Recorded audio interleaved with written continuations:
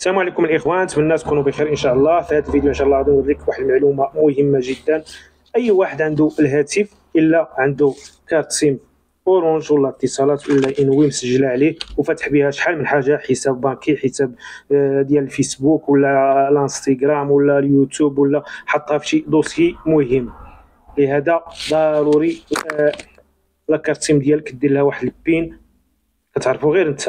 هذا البين كيحميك لا قدر الله سرق لك الهاتف ولا مشالك، اي واحد بغى يدخل لاكارت سيم ديالك كيلقاها فيها الكود.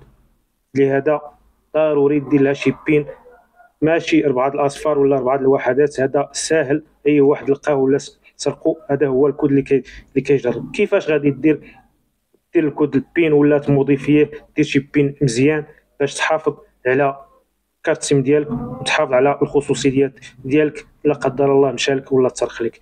بقى معنا باش تعرف الطريقه وما تنساش تبارطاجي مع الاصدقاء. كيفاش غادي دير الكود بين الكارت سيم ديالك؟ كل هاتف فيه طريقه تقريبا بحال. كتمشي للبارامتر، كتهبط السيكوريتي تلقى في اي هاتف،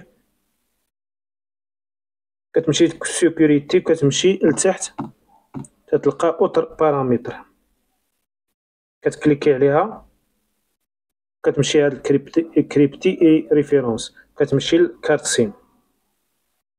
عندك كارت سيم جوج كارت سيم ولا وحده ولا على حساب سميتو، كتكليكي عليها. الا لقيتيها هكا راه دايره كود، يعني انك راه في عندك الكود، راك عارف الكود، بغيتي تموديفيه كتمشي لشونجي الكود، كدير الكود الاصلي مثلا 4 الاصفار، كدير له اوكي، كدير الكود الجديد مثلا. هذا هو الكود الجديد، كتكونفيرميه مره اخرى كما هكا وهو تبدل. لقيتيها ما اكتيفياش يعني ما فيهاش الكود، خصك دير الكود الاصلي ديالك اللي في الكارت البوس، هذا اللي كيكون مثلا 4 الاصفار هو الاصلي ديالو، وتموديفيه ودير شي بين مزيان ومحمي باش تحمي لاكارت سيم ديالك من سميتو الا مشات لك لا قدر الله.